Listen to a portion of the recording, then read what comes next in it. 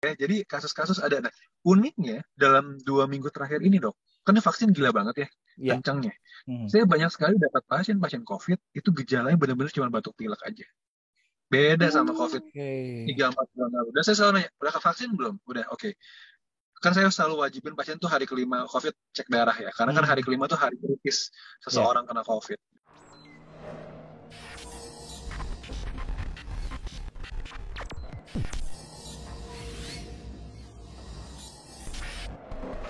Assalamualaikum warahmatullahi wabarakatuh. Alhamdulillah, sobat-sobat podcast Dr. IC Berbagi, kita bertemu kembali di episode yang kesekian ya. Saya lupa nih udah yang keberapa, kayaknya ke-9 lah ya. Gitu ya. Tetap dengan tagline yang sama, duduk manis, berpikir kritis, dan tetap optimis. Kita kedatangan tamu yang istimewa, karena beliau nih dokter yang muda, ganteng, lalu kemudian selebgram kayaknya ya. Berapa follower nih? Nanti kita tanya sama fansnya. Ya, saya panggilkan dulu nih dokter Ziva. Ziv, Assalamualaikum Ziv. Waalaikumsalam dokter. Gimana Ziv? Baik kabarnya? Baik, sehat. Dokter sehat ya dok? Alhamdulillah, alhamdulillah. Ziv, gimana? Katanya ngefans banget nih sama dokter yang satu ini. Iya dok. Follow Instagramnya dok, ngikutin. Cuman nggak di follow back. Oh, nggak di follow back. Biasa kalau selebgram tuh gitu. Selebgram wajar dok. Oke, kita kenalin aja langsung, kita sapa beliau ya, Dr. Jaka Pradipta, spesialis paru. Assalamualaikum. Waalaikumsalam warahmatullahi wabarakatuh. Gimana bro? Habis tindakan katanya ya? Iya nih dari pagi nggak beres-beres. Pokoknya disiapin waktu lah buat Dr. IC spesial. Mantap. Tapi di Wisma Atlet gimana kondisinya? Wisma Atlet turun ya. Mulai hari ini di bawah 1.000. Masya Allah. Udah tembus di bawah 1.000 jadi 950. Ya lumayan lah turun dikit. Di saat 1 bulan lalu lagi tinggi-tinggi itu 7.000. Jadi udah tinggal 1/7 ya. Kabar bagus lah. Alhamdulillah, alhamdulillah. Mudah-mudahan terus menurun ya. Amin. Oke, Jak, kita nggak mau ngomong masalah COVID, udah banyak orang ngomong masalah tersebut. Ya. Terus kemudian vaksin juga udah banyak yang ngomong gitu ya. Tapi ini ada nih yang sekarang tren baru tentang istilah long COVID. Nah, apa sih sebetulnya itu, Jak? Iya, jadi long COVID itu adalah sebuah sindrom ya, artinya gejala yang banyak biasa suka dirasakan oleh pasien meskipun COVID-nya udah beres. Jadi kenapa long? Karena ini memang bisa agak lama gitu. Bisa hingga 2-3 bulan, bahkan terakhir 6-9 bulan.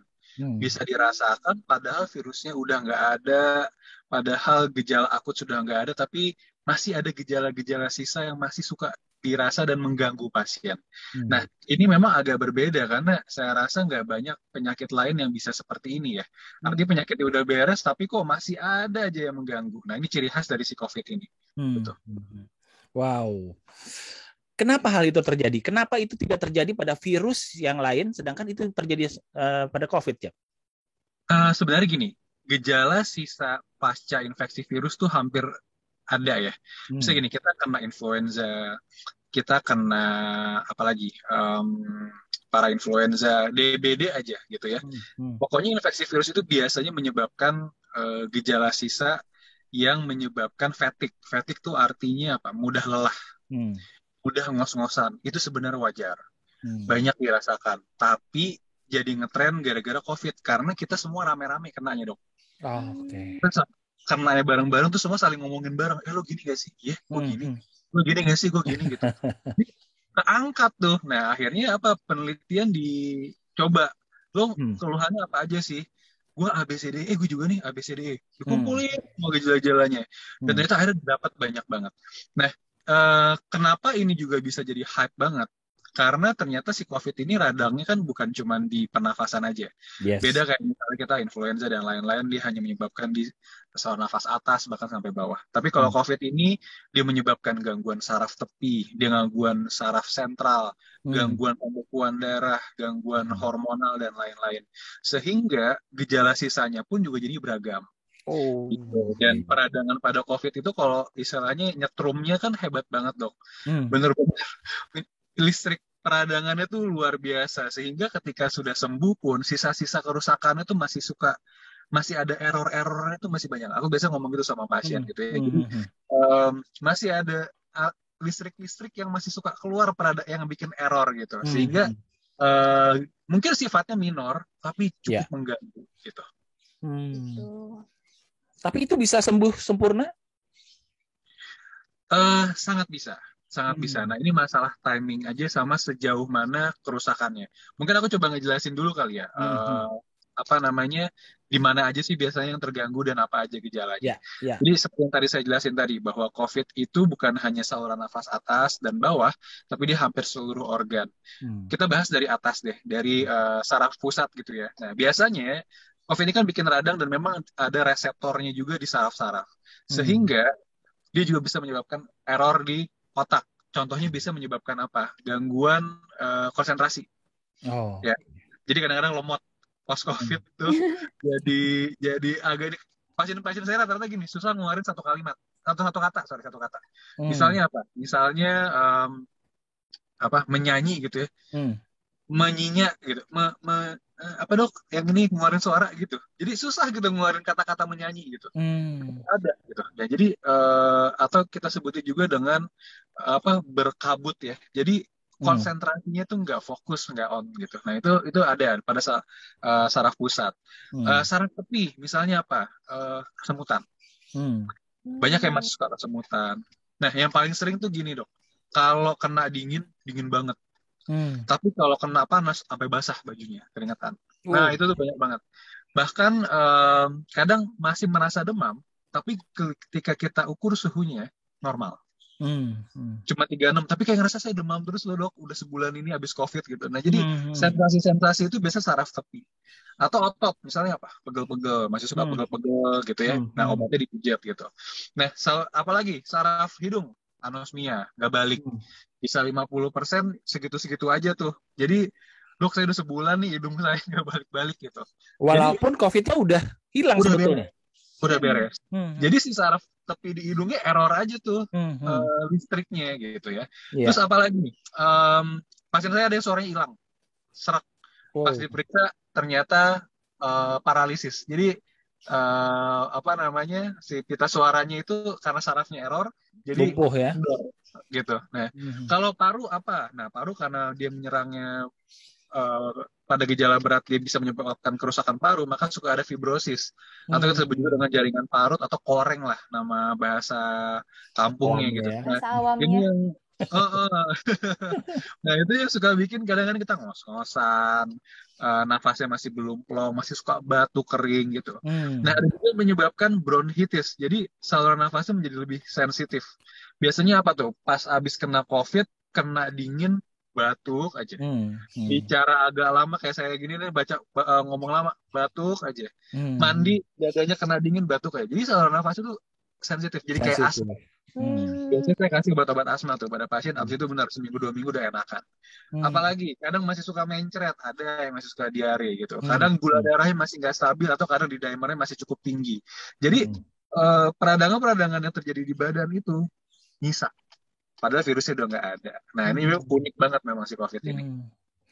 Dan itu kita tahu setelah kita selesai COVID, kita tahu kita akan dapat atau ada gejala long COVID itu kita bisa prediksi atau gimana? Itu yang uniknya, nggak bisa. Jadi apakah yang pasien dengan komorbid itu memiliki faktor risiko untuk long COVID nggak yang lebih gitu? Oke. Jadi secara data menunjukkan semakin berat kita kena COVID, semakin usia kita lebih lanjut, semakin kita ada komorbid, kan maka biasanya peradangannya akan lebih tinggi. Dan sisa-sisa peradangannya makin akan lebih tinggi sisanya, gitu ya. Jadi tadi usia, komorbid, berat pas kenanya, plus lifestyle biasanya. Lifestyle-nya nggak bagus, gaya hidupnya nggak bagus, maka akan sering muncul gejala-gejala tersebut. Cuman uniknya banyak juga yang pas lagi COVID-nya biasa aja, tapi kalau COVID-nya ganggu. Nah itu ada juga tuh. Misalnya saya kena cuma anosmia dok, cuma rambut saya rontok. Nah, rontok tuh juga rambut rontok masuk long COVID tuh. Jadi dia radang di folikel-folikel rambut gitu. Jadi unik ya. Unik. Contohnya saya sendiri, Dok. Benar ya, Dok. Rontok rambutnya, padahal COVID-nya ringan gitu. Ada juga yang insomnia, baru tidur jam 4, jam 5. Itu saya paling kesian sama pasien-pasien itu. Jadi, Dok, benar-benar saya baru bisa tidur jam 5, jam 4. Padahal COVID saya cuman batuk pilek 3 hari, tapi nggak bisa tidurnya sampai sebulan nih saya nggak bisa tidur gitu. Nah, jadi secara data sih tadi ya, lebih besar pada orang-orang yang tersebut, tapi ternyata ada juga loh yang ringan-ringan pun masih bisa merasakan. Gitu. Jadi Dok, berarti orang yang COVID dengan gejala, kemudian udah negatif, tetapi masih ada gejala long COVID-nya itu malah lebih berat daripada COVID-nya, berarti ada ya Dok ya? Bisa ya Dok? Bisa terjadi. Tapi nah gini, aku selalu kalau long COVID itu kita harus memastikan kondisi darah secara lengkap ya. Jadi gini, ketika seseorang sembuh dari COVID, saya sih selalu mewajibkan pasien untuk cek darah. Karena kan sempat ada tren tuh kemarin badai sitokin ya, yang sempat ada artis yang kena dan lain-lain. Jadi kita memastikan bahwa peradangan di badannya itu benar-benar sudah turun. Karena kalau peradangannya masih terus bertambah, yang bisa kita lihat dari CRP dan fungsi organ, kalau ternyata dia masih ada peningkatan, next mungkin di seminggu depan atau 2 minggu yang lagi, tiba-tiba dia bisa kritis. Gitu ya. Jadi kita pastikan benar-benar dia udah turun nih, radangnya udah turun, strumannya udah turun. Nah, kalau ternyata dari hasil darah semua udah turun dan dia ada long COVID, misalnya tadi masih suka batuk-batuk, atau masih suka ngos-ngosan, masih lemas, nah itu sesuatu yang aman, gitu. Karena peradangannya udah turun, hasil labnya udah normal, cuman gejala-gejala sisa aja. Jadi saya bilang ini kalau koreksi skripsi atau tesis ya minor lah gitu ya. Intinya ini dari sesuatu yang bermasalah, yang utama tuh badai sitokin udah lewat. Tapi tinggal sisa-sisanya aja yang ganggu gitu. Tinggal kita obatin aja. Tapi yang berbahaya adalah kalau pas kita periksa darah ternyata hebat banget peradangannya. Jadi mungkin COVID-nya ringan tapi pas long COVID-nya tiba-tiba badai sitokin. Nah, itu yang bahaya, jangan sampai terkejadian. Kayak gitu. Berarti masih bisa sampai mendapatkan perawatan di rumah sakit dong ya, Dok? Saat bulan Juli kemarin, saya sempat di fase lebih banyak ngerawat pasien long COVID dengan long COVID berat ya, dibandingkan dengan COVID-nya. Jadi trennya bulan lalu sempat berubah, Dok. Itu pasien-pasien yang dulu yang parunya rusak, pasien-pasien dengan gangguan koagulasi yang hebat, pasien dengan gangguan kekentalan darah yang luar biasa, padahal COVID itu udah beres sebulan yang lalu gitu. Jadi sempat ada fase gitu. Jadi sisa-sisa yang itu. Nah, kadang-kadang di lapangan yang kayak gitu-gitu malah lebih berbahaya ya, lebih kayak bom. Itu yang saya benar-benar, jadi pasien-pasien udah kontrol nih, Dok, udah pulang.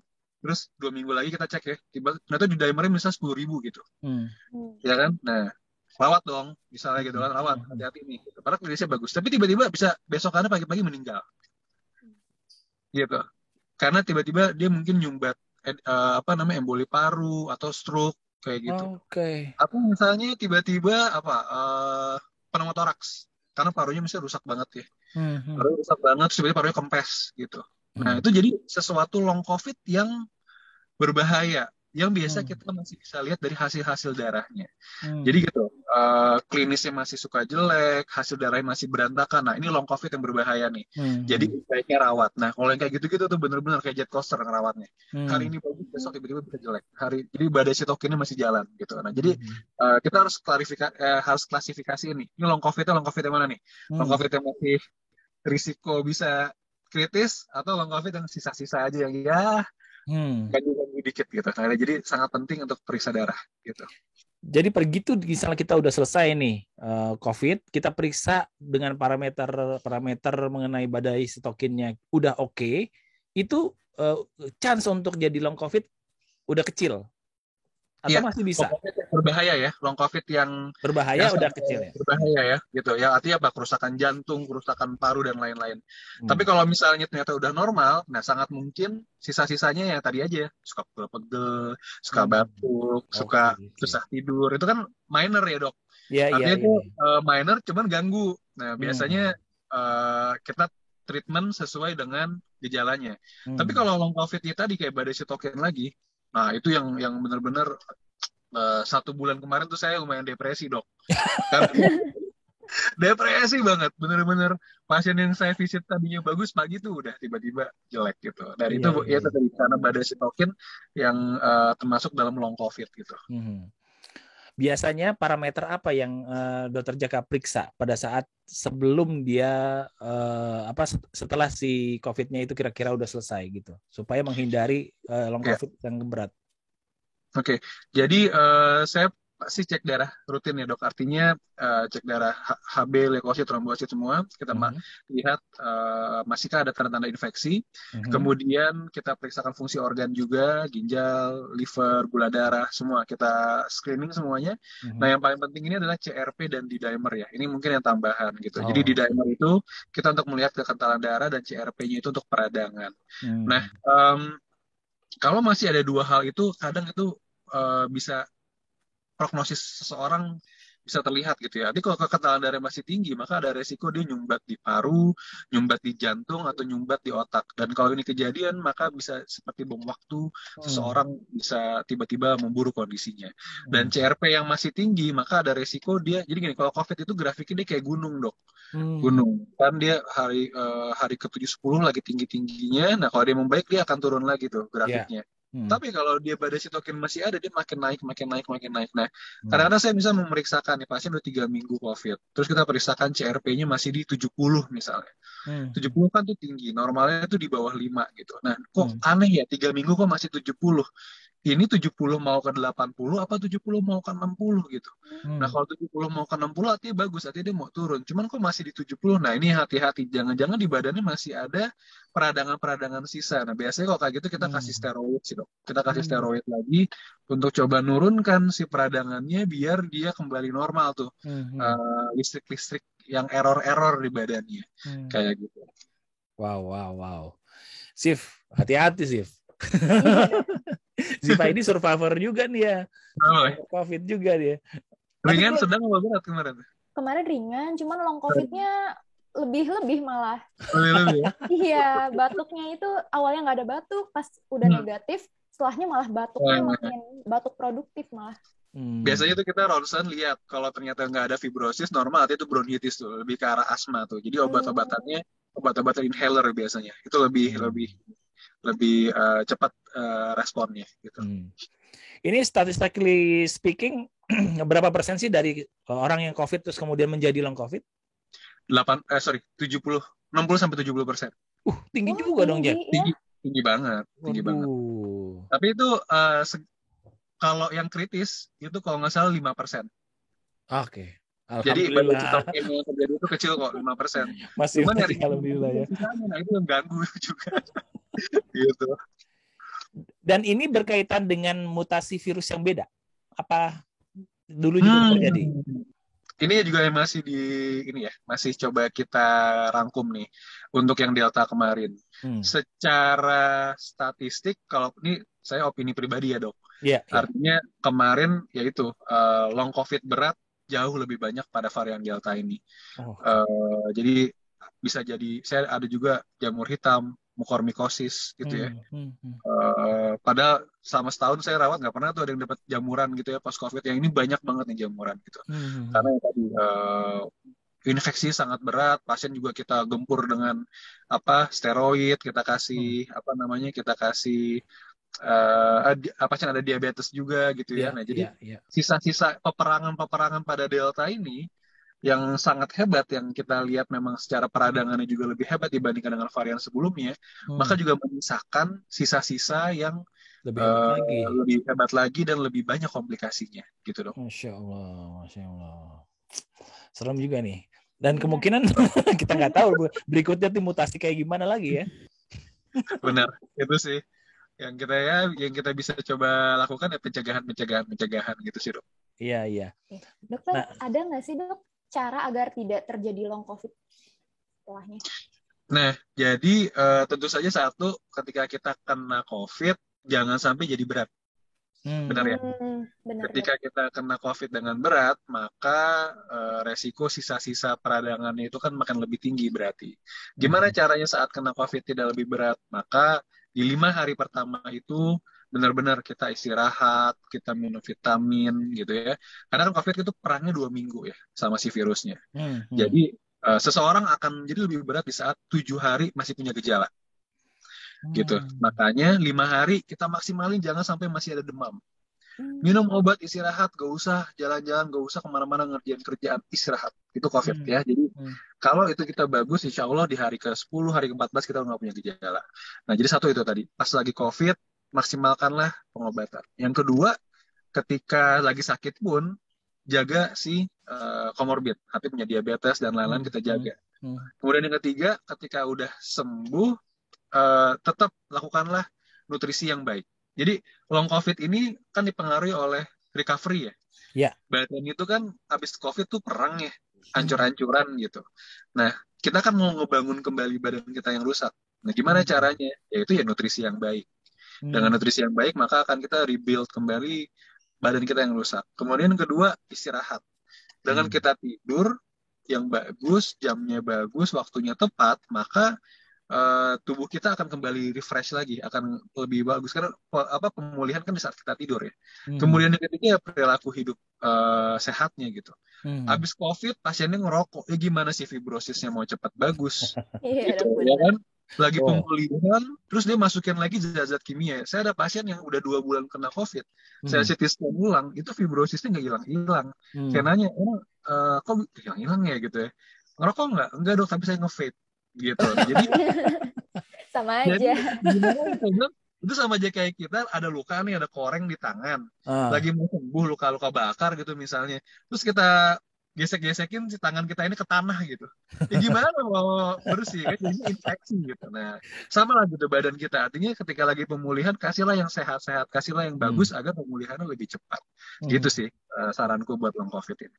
Iya tuh buat para perokok ya, jangan dikacaukan lagi tuh penyembuhan dari COVID ya, sabar. Kalau bisa udah jangan rokok lagi. Ahli hisap ya dong, ahli hisap. Ahli hisap. Jack, kalau misalnya kan long COVID, how long is long COVID? Awal tahun lalu bilangnya 2-3 bulan. Terus pertengahan bilang 6 bulan. Terus terakhir bilang sampai 9 bulan. Jadi iya, jadi based on ini ya. Nanti kalau COVID udah makin lama mungkin bisa setahun gitu. Jadi kita masih belum tahu nih sampai berapa lama. Yang jelas kalau belajar dari SARS yang pertama, itu memang bisa sampai setahun untuk pemulihan paru. Ini kita nggak bicara long COVID-nya, ini apa sisa-sisanya nih kerusakan paru ya. Karena pas lagi SARS yang pertama kan jumlah pasiennya nggak terlalu banyak.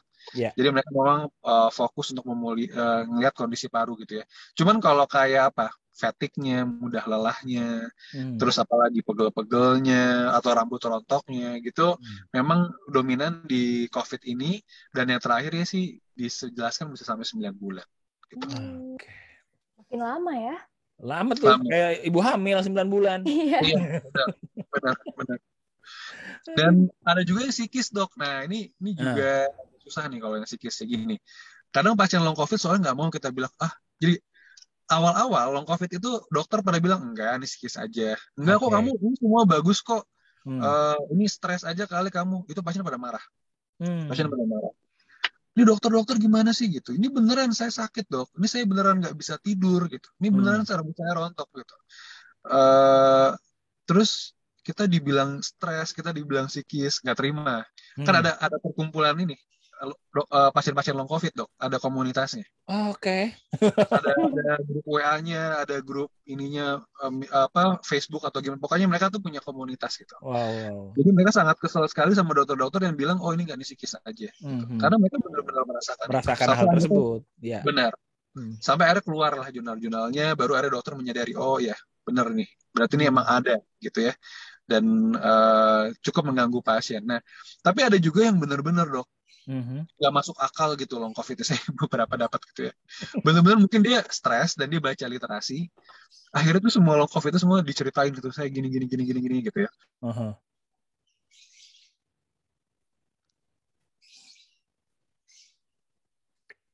Kayaknya hang nih. Koneksinya dok seperti itu. 2000 years later. Halo dok. Gimana Jack? Sorry nih, ada baterai habis. Sinyal tadi. Nyantai tadi. Kasih ngomong tadi ya. Iya. Oke. Jadi gimana caranya apa yang tadi yang long COVID tapi dia psikis gitu, Jack. Oh iya, psikis. Oke. Sip. Nah, jadi pada pasien-pasien yang kita gali lagi, ternyata misalnya gini, dia pertama kali dapat COVID. Kemudian dia nularin ke orang tuanya di rumah atau nularin anaknya. Terus tiba-tiba orang tuanya meninggal gara-gara gitu. Itu banyak, Dok. Jadi dia ada rasa bersalah.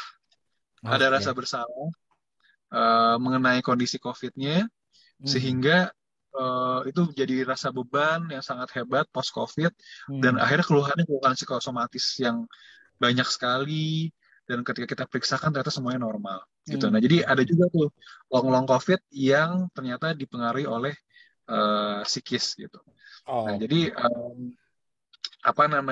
akhirnya makin ke sini si komunitas-komunitas itu juga makin pinter, Dok. Komunitas-komunitas yang tadi yang grup-grup long COVID itu mereka saling diskusi dan lain-lain mengenai penyakit ini, dan kadang-kadang dia udah tahu nih, oh long COVID berobatnya sama dokter ini gitu ya. Kadang-kadang lebih detail. Karena ada dokter-dokter lain dia sifatnya ngejudge. Nah, itu rata-rata juga salah sih, nggak boleh kayak gitu. Oke. Nah, gimana cara tips lo untuk membedakan nih pasien ini sebenarnya psikis, pasien ini sebetulnya benar-benar long COVID nih? Iya. Biasanya gue cuma periksakan lebih lengkap dulu. Periksa lengkap. Nah, kemudian long COVID ini itu kan multidisiplin ya, Dok. Multidisiplin kan. Ya. Ini lucu juga nih. Banyak yang masalahnya apa tapi berobatnya sama gue, Dok. Contohnya rambut rontok gitu. Dok, nih rambutku rontok gini-gini. Ya udah ke dokter kulit saya rujuk. Loh, kok dokter kulit? Dokter kan dokter COVID. Ya udah terkenal sebagai ahli COVID. Iya, gitu. Jadi padahal kan balik lagi. Contohnya apa? Dok, ini hidung saya habis COVID ini mampet terus. Udah sebulan 2 bulan mampet terus gitu. Gimana gini? Oh, ke THT gitu. Kenapa? Karena masalahnya udah bukan ilmu saya lagi, Dok. Bener nggak, Dok? Betul. Gitu. Atau misalnya saya masih pusing terus-terusan gitu. Jangan. Nah, khawatirnya adalah ini sebenarnya bukan long COVID, tapi sebuah penyakit lain yang ternyata lebih besar dari post COVID itu sendiri, gitu. Nah, jadi baiknya kalau udah kayak gitu, periksakanlah ke dokter yang ahlinya. Ada dok yang udah 2 bulan nih tangan kanan kirinya kesemutan terus, disalahinnya si COVID terus. Padahal jangan-jangan dia mungkin ada penyempitan di servikal kan, Dok. Takutnya ada HNP atau gimana. Nah, gitu. Jadi sorry, ada telepon. Jadi menyebabkan gangguan di saraf tepi gitu. Nah, jadi saya rasa ketika kita habis kena long COVID dan sudah berobat, sudah melakukan istirahat dan lain-lain dan gejalanya masih ada, maka berobatlah ke dokter spesialistik masalah tersebut. Jangan sampai yang ternyata kita kira long COVID, tapi ternyata ada suatu penyakit yang lebih besar dari itu. Iya benar-benar. Karena COVID ini kan memang multidisiplin dan penyakit 1000 wajah ya katanya ya. Benar. Ziva, masih ada pertanyaan Ziva? Ada dok, saya penasaran nih sama satu pertanyaan ini. Dok, kan long COVID itu kan panjang, bisa sampai berbulan-bulan. Jika pasien dengan long COVID ini, apakah boleh vaksin, dok? Pasti kan pasien kayak, saya kan udah negatifnya udah lama, kayak gitu, dok. Iya. Nah, jadi kita harus tahu dulu syarat vaksin apa. Syarat vaksin adalah pasien dalam kondisi yang fit ya. Pasien dalam kondisi yang bugar. Artinya dia mampu melakukan aktivitas, tidak ada hambatan-hambatan, apakah itu sesak, apakah itu demam, apakah ada masalah-masalah lainnya. Nah, dan kita pastikan kalau misalnya kita punya penyakit komorbid, dia tidak dalam keadaan yang akut, gitu ya. Mau itu sakit jantung, sakit paru, pokoknya semua dalam keadaan yang stabil. Nah, pada long COVID, biasanya kan tuh gejala-gejala long COVID yang minor ya, long COVID yang ringan gitu.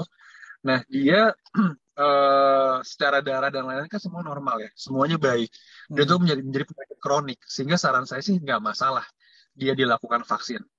Kecuali misalnya dia kena long COVID tapi masih parunya rusak, saturasi masih nggak bagus, masih 92, 93 yang kalau jalan ngos-ngosan gitu. Artinya kan dia belum fit ya. Artinya dia belum kondisi yang baik, sehingga jangan dulu. Atau misalnya dia long COVID tapi tadi kekentalan darahnya masih yang sangat tinggi. masih belum baik, masih ada resiko terjadi penggumpalan darah pasca vaksin misalnya. Baiknya jangan dulu gitu. Jadi definisi long COVID ini nggak bisa kita pukul rata. Yang jelas kalau long COVID itu gejala yang ringan, yang kita periksakan dari hasil darah semuanya baik, saya rasa sih nggak apa-apa untuk mendapatkan vaksinasi. Gitu. Wow. Gitu. Ya dok, makasih Masya dok. Allah. Nah, Ya, berhubungan dengan long COVID tadi nih, Jak. Kalau misalnya seseorang menderita long COVID, aktivitas seperti apa yang dia bisa lakukan di rumah? Jadi tergantung sejauh mana nih keterbatasannya. Kalau yang paling umum ya 80% soalnya paling mudah nih fatigue, mudah ngos-ngosan. Ini 80% nih. Jadi dok saya sekarang naik tangga nggak kuat. Minimal di tengah jalan saya istirahat dulu, narik nafas dulu, gitu ya. Itu tuh paling banyak tuh. Hampir semua pasti ngerasain kayak gitu. Nah artinya kita ketika mau melakukan aktivitas kembali setelah dari COVID, lakukanlah perlahan tapi ada peningkatan gitu. Karena gini, ketika kita lagi isolasi itu kan 2 minggu kita nggak ngapa-ngapain. Di kasur aja, rebahan aja jadi kaum rebahan gitu. Kita nggak gerak, kita nggak aktivitas, ya kan? Otot-otot kita nggak terlatih, apalagi kalau dirawatnya di rumah sakit ya bisa sampai 3 minggu, 4 minggu, apalagi sampai masuk ICU gitu ya. Artinya kita benar-benar menjadi orang yang tidak terlatih. Sehingga ketika kita mau melakukan aktivitas kembali, lakukanlah perlahan. Intensitasnya pelan-pelan tapi naik. Olahraga mulai dari jalan dulu, baru mulai lari. Gitu ya. Jadi jangan kita melakukan aktivitas secara terburu-buru. Pasti badan akan kaget. Lumayan loh, 2 minggu di kamar aja isolasi, itu kan kayak kita manusia yang harusnya aktivitas keluar rumah dan lain-lain, kayak di penjara kan. Iya, betul. Kayak kita dikurung. Jadi pas kita keluar dari sangkar tuh akan beda badan kita gitu. Nah, jadi fitnessnya kita kejar dulu perlahan sampai benar-benar badan kita lebih enak. Gitu sih, Dok. Jadi memang itu juga semacam dilema ya, karena pada saat misal kita ada komorbid, kita harus berusaha setidaknya mereduksi komorbid tersebut dengan aktivitas yang bagus gitu ya. Begitu kita dapat long COVID kan aktivitas kita jadi terbatas gitu ya, Jak ya. Benar. Tapi saya biasa sih gitu tetap memaksa ya. Artinya karena manusia itu harus bergerak, harus move on. Jadi saya bilang, yuk move on yuk dari COVID-nya gitu. Apalagi kalau kita udah periksa darahnya normal, karena banyak yang itu jadi sebuah alasan untuk seseorang nggak mau beraktivitas lagi atau malas-malasan gitu. I see. Males nih gitu.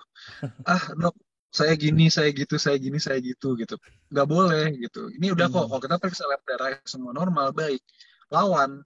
Artinya kita harus tetap beraktivitas. Ngos-ngosan nggak apa-apa, dilatih.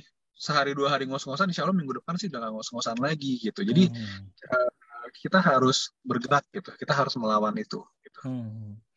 Oke, setelah seseorang sembuh dari COVID, untuk mengantisipasi ada tidaknya long COVID ini, perlu kontrol rutin berapa kali dalam sebulan dan berapa lama dia harus kontrol gitu, Jak?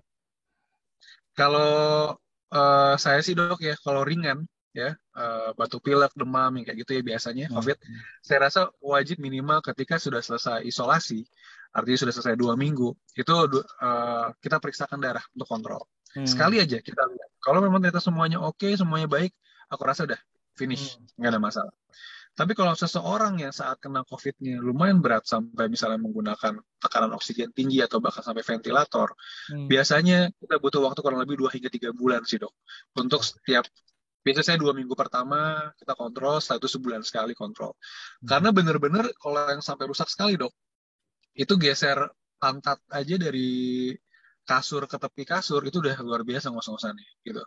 Mau bangun aja tuh kaki udah gemeter, lemes banget gitu ya. Jadi kayak seseorang terlahir kembali. Saya selalu bilang kayak gitu. Jadi kayak anak di jalan, kakinya tuh kecil dok. Ototnya bayangin sebulan di ICU gitu ya. Itu yang pos long COVID yang berat gitu. Jadi benar-benar kontrolnya kita agak lebih rutin, bisa sampai 3 bulan. Tapi kalau misalnya sebulan sekali gitu ya. Tapi kalau misalnya yang ringan-ringan sih biasanya cukup sekali aja kita periksakan dan semuanya baik. Saya rasa sih cukup. Cukup ya sekali ya. Masya Allah. Padat banget nih. Dokter Jaka kalau nerangin langsung berut gitu. Dan dengan bahasa yang mudah. Pantesan aja saya nggak heran beliau jadi selebgram. Setuju dok. Jak, ada nggak pengalaman unik selama lo menangani pasien-pasien COVID? Ini kan udah banyak nih. Mungkin ribuan lo ya udah menangani pasien COVID. Yang unik, yang paling beda. Aduh, apa ya? Iya sih ya. Atau semuanya unik? Sebenarnya sih, ya. Karena ya ini, sebenarnya sih ini lebih banyak yang tadi aku sempat ceritain ya. Artinya yang post varian Delta itu. Jadi sebenarnya ya tadi cukup depresif ya. Pasien yang sudah sembuh tiba-tiba ada komplikasi, apakah itu tadi jamur hitam gitu ya, yang membuat kita wah ternyata nggak cuma di India nih, di Indonesia ada gitu ya. Kemudian saya lagi bikin case reportnya juga nih dok, karena komplikasi jamurnya pun kemana-mana, udah sampai ke paru, sampai menyebar ke ini gitu ya. Nah jadi selesai masalah COVID, kita muncul masalah yang lain. Atau tadi habis kena COVID, kemudian komplikasi kekentalan darah yang tiba-tiba saya visit baik, tiba-tiba besokannya langsung apa namanya, dan itu sebuah pembelajaran besar bagi saya gitu. Saya tiba pernah ngomong ke pasien dok, tiba-tiba kakinya pembuluh darahnya melebar semua dok, melebar semua kayak varises gitu. Tiba-tiba melebar, dalam waktu sejam dia sesak, dalam sejam kemudian dia udah nggak ada. Jadi kemungkinan besar ada emboli di di kaki, di tungkai atau di perut gitu. Dan kemudian jadi itu sesuatu yang benar-benar kita belajar ya. Dan ini beda-beda gitu. Pasiennya satu kok oke-oke aja padahal kritis. Yang satu kakek-kakek udah sembuh, oke. Tapi ini anak muda dalam waktu cepat tiba-tiba langsung buruk gitu. Jadi benar-benar ceritanya itu gitu. Dan yang saya rasa juga penting adalah ini kita kan udah 2 tahun ya dok. Si COVID ini hampir 2 tahun lah hampir. COVID tahun lalu itu tuh rata-rata COVID-nya ringan tapi gangguan psikisnya yang dominan. Karena kita mengisolasi pasien bisa sampai sebulan 2 bulan. Kalau sekarang kita isolasi 2 minggu selesai. Ya aktivitas. COVID tahun lalu itu pasien rata-rata jatuhnya depresi. Jadi penyakit fisik menjadi penyakit kejiwaan. Karena rata-rata mereka terisolasi kan harus negatif kan, atau 2 kali negatif baru boleh keluar dari Wisma Atlet, baru boleh kerja. Itu unik-unik gitu. Jadi mereka rata-rata depresi, stres, setiap di swab positif sakit lagi. Kemudian dijauhi oleh lingkungan, dijauhi oleh keluarga gitu.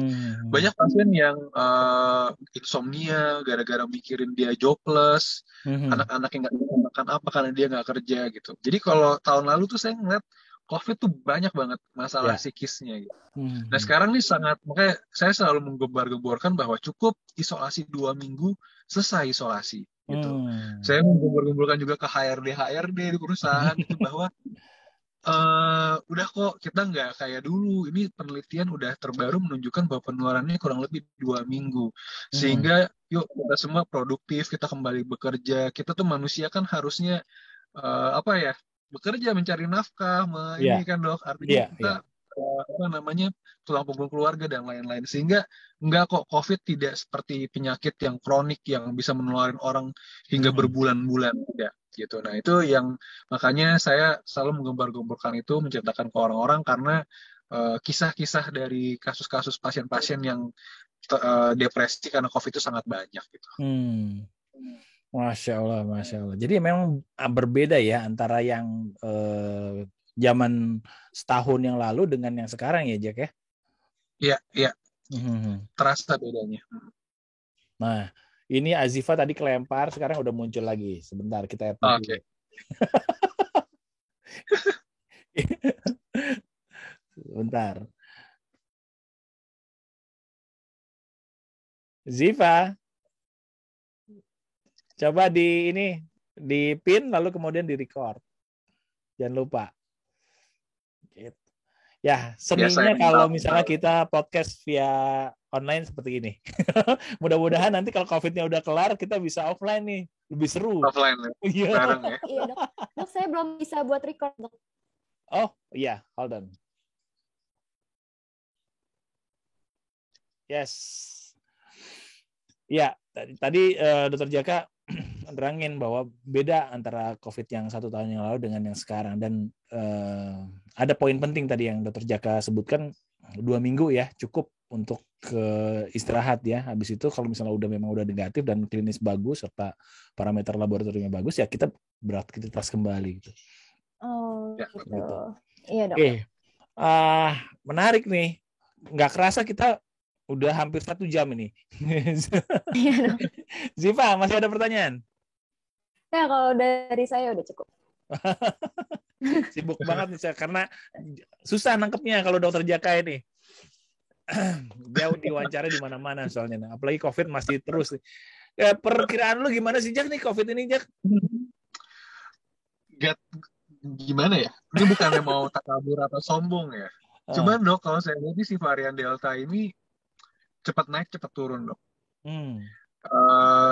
Saya ngeliat juga di grafik negara-negara lain ya. Artinya gini, kayak semua negara ini nggak terima Delta gitu. Semua kayaknya pasti bakal kena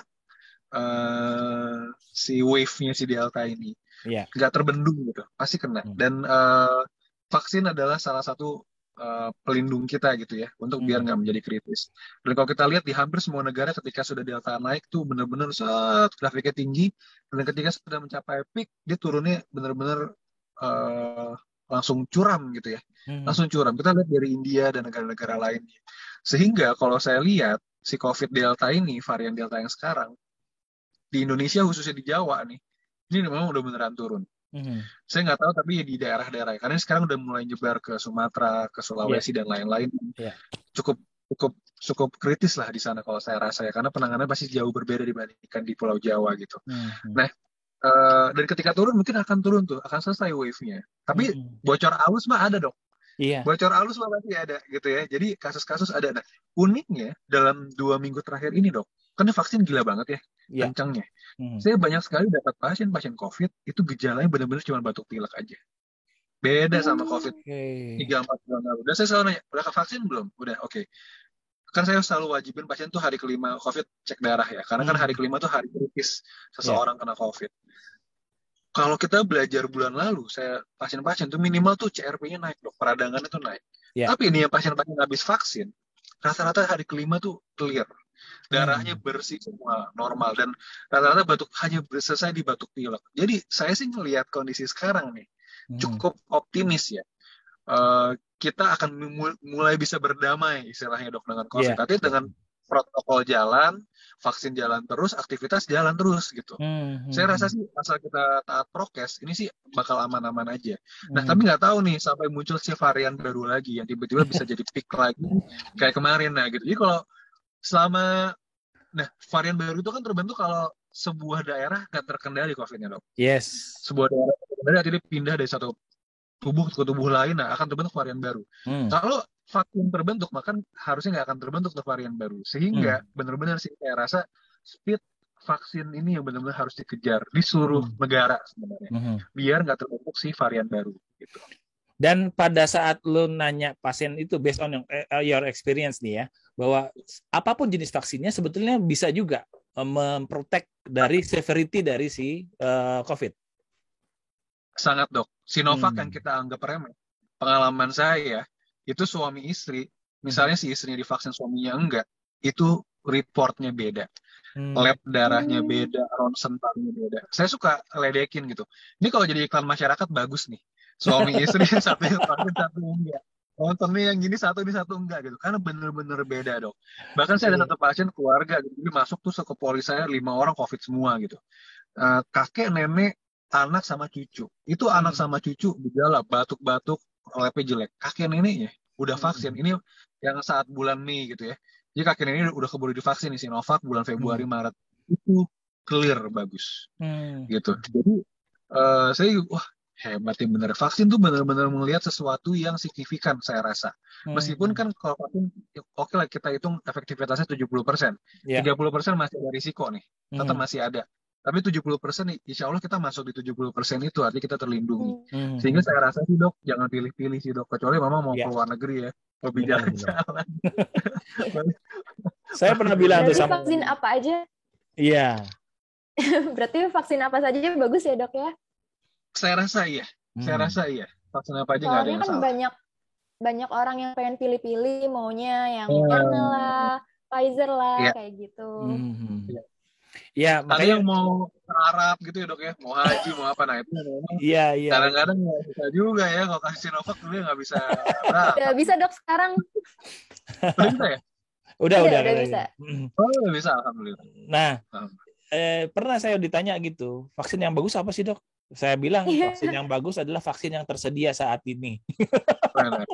Benar. Iya. Iya. Secepat mungkin kita divaksin, maka akan semakin cepat kita terlindungi. Iya, amin. Bismillah. Masya Allah.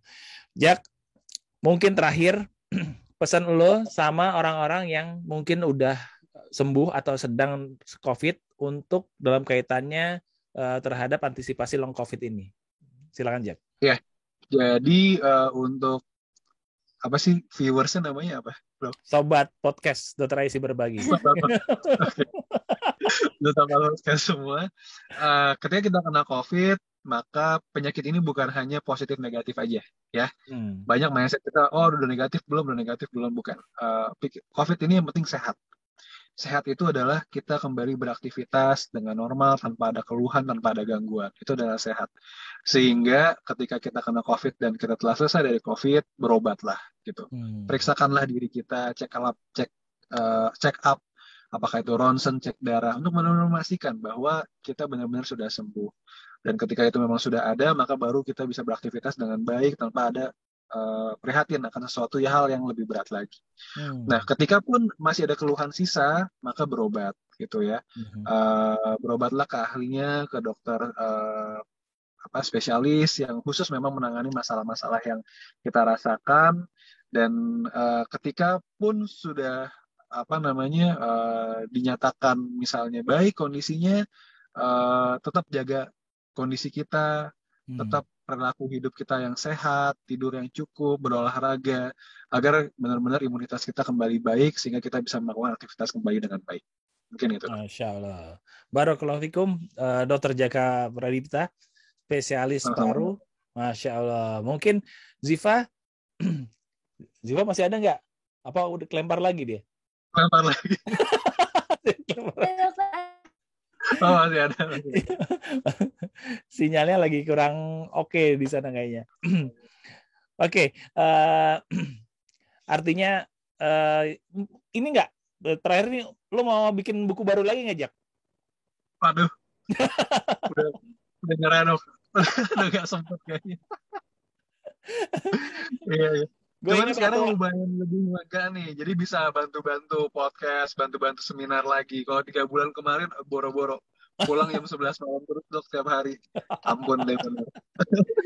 Gue ingat waktu pertama kali muncul ya ini COVID ini, lu bikin buku, salah satu buku. Apa judulnya, Jak?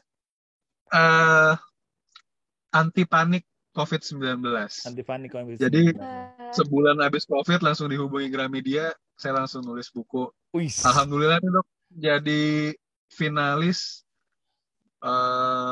buku yang inilah the best. Membahas COVID, tapi lagi proses penyaringan nih. Insya Allah tanggal 10 pengumumannya. Waduh, selamat Dr. Jaka Pradipta. Semoga makin sukses ya ke depannya. Amin. Terima kasih. Yang di tengah gempuran hoax ini, kita butuh seorang science communicator ya, seperti Dr. Jaka ini ya, di Telegram, di Instagram, di media-media sosial lain mungkin ya. Untuk jadi meluruskan apa yang bengkok. Oke, Jack. Sorry udah ganggu waktunya yang super sibuk di tengah gempuran COVID dan juga mungkin ya pasien-pasien lainnya kita nggak bisa lupakan ya, pasien-pasien dengan penyakit lain ya. Dan juga untuk Azifa, terima kasih sudah mendampingi ya. Mudah-mudahan bisa bermanfaat dan bagi sobat-sobat podcast Dr. Aisy berbagi. Oke. Terima kasih juga, Dok. Kita sampai di ujung dari podcast Dr. Aisy berbagi di episode kali ini. Tetap dengan tagline yang sama, duduk manis, berpikir kritis, dan tetap optimis. Sampai jumpa di podcast episode berikutnya. Assalamualaikum warahmatullahi wabarakatuh. Waalaikumsalam warahmatullahi wabarakatuh.